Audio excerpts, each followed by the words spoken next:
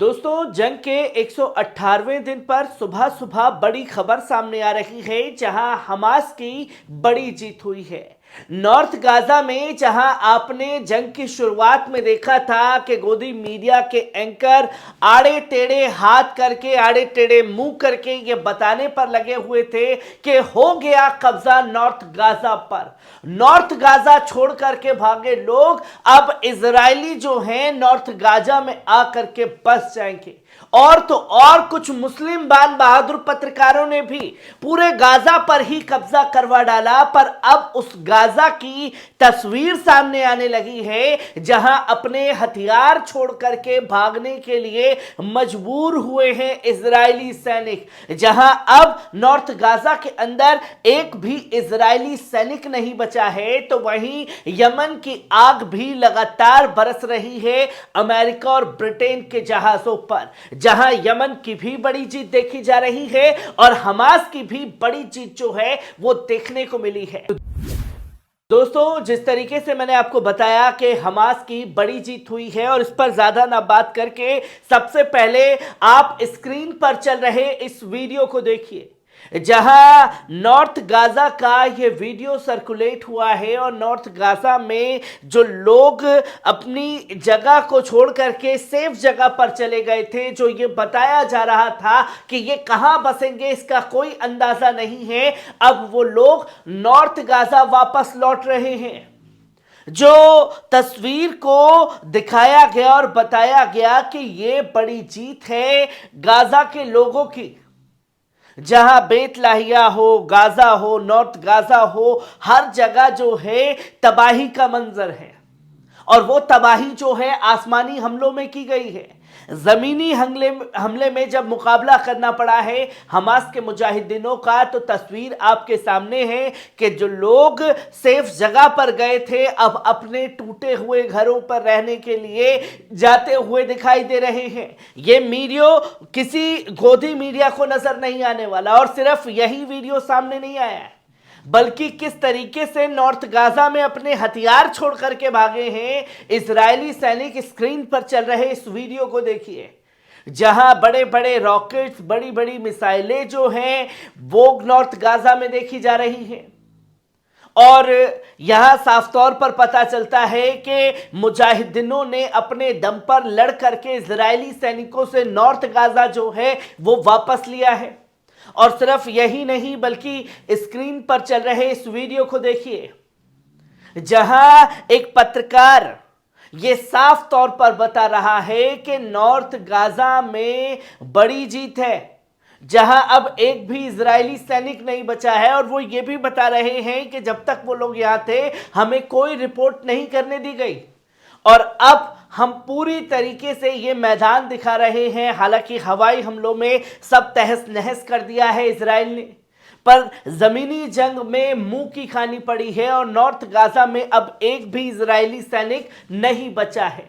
और सिर्फ यही चीजें जंग के दौरान सामने नहीं आ रही हैं, और जंग के दौरान पर यमन के भी कई बड़े हमले हुए हैं, जो कि यह भी बता दिया गया इंटरनेशनल मीडिया द्वारा कि Israeli army completely withdraw from northwest of Gaza city first time since start of its ground operation on 27 अक्टूबर।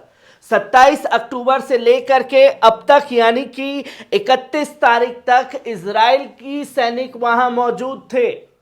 और अब नॉर्थ वेस्ट गाजा जिस पर कब्जा हो गया था, अब उन्हें लात मार करके वहां से मुजाहिदीनों ने निकाला है और अपनी जमीन को वापस ले लिया है।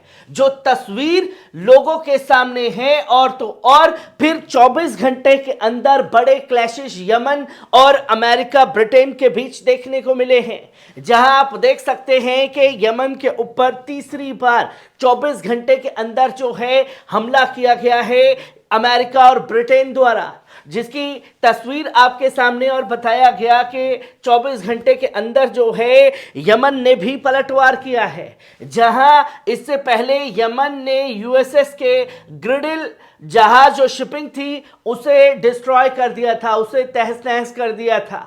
और इसके बाद 24 घंटे के अंदर यमन ने दूसरा बड़ा हमला किया, जहां यूएस लिंक कंटेनर शिप को KOI उस पर पूरी तरीके से हमला किया और उसमें आग लग गई।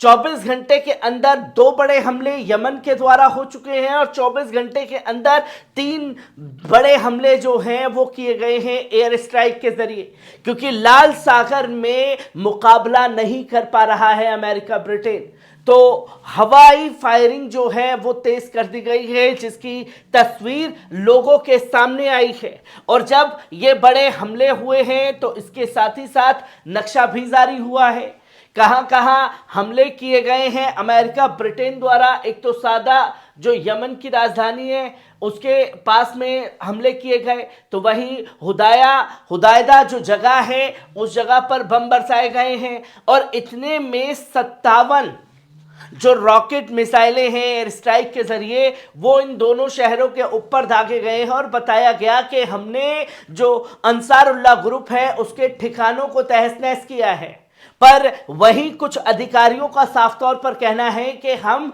अंसारुल्लाह ग्रुप के हथियारों को ढूंढने में नाकामयाब हैं। हमने अभी तक कोई बड़ा हमला जो है, जो हमें बड़ी कामयाबी मिली हो, ऐसी कोई कामयाबी नहीं मिली है।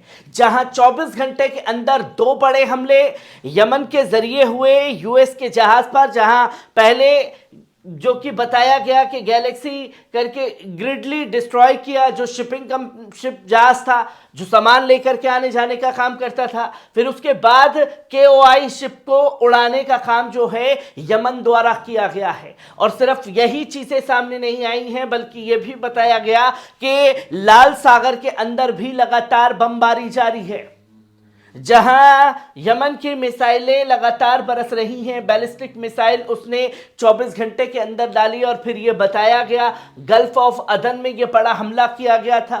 और यह बताया कि जैसे ही महज कुछ ही सेकंड के अंदर जब बड़े हमले हो रहे हैं, क्योंकि 90 सेकंड के अंदर कई किलोमीटर का सफर तय करके सटीक निशाने पर अंसारुल्लाह की मिसाइलें बरस रही हैं, और उस 90 सेकंड में भाप करके 30 से 40 सेकंड के अंदर उसे हवा में मार गिराने का काम जो है वो किया जा रहा है। ये दावा अमेरिका ने किया है, क्योंकि अमेरिका के ऊपर जब हमला होता है तो वो ये बताने से इनकार करता है कि उस पर हमला हुआ, बस ये बता देता है कि हवाई हमले में हमने ड्रोन मिसाइलों को मार गिराया है।